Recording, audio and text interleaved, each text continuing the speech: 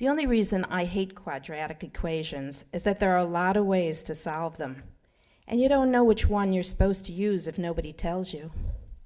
Sometimes the directions will say solve by factoring or solve by completing the square, so fine. But if it just says solve, y equal x squared minus 2x minus 3, then you can sit there a long time wondering, okay, great, but what exactly am I supposed to do? That's how I was feeling. I was thinking about what my so-called friends had done, and I was wondering, what exactly am I supposed to do? Okay, Miss Saltzman said, where do you want to start with this one? I could start with Miranda, I thought, and wrote the absolute value of m in my spiral notebook.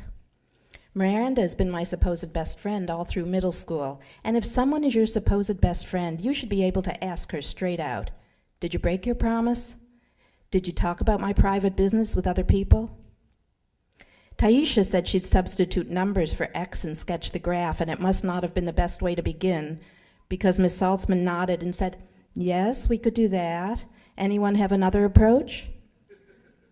Another approach would be s to the 5th power. I could write Sammy a note that said, how would you like it if I told people your secrets? How would you like that, huh?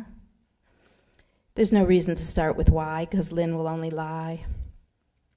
When Marcus raised his hand and asked, why are we supposed to care about this? Which is the same question he always asks, everyone laughed. But Miss Saltzman took it seriously, of course. How can we figure out how far and how fast objects will travel, she asked. And even though nobody answered her question, she said, yes, we use the quadratic equation. Then she looked at Marcus and said, we care, Marcus, because this is the beginning of the study of physics. She was sort of whispering when she said that word, physics. Quadratic equations are very important, Miss Saltzman said, because they're the way we can trace the path of a moving object. Okay, great. But what I want to know was this. How can you trace the path of gossip? How do you know who started it, how far it went, and who else in the school knows your secret? If you want to tell me something very important, I thought, you could tell me the formula for that.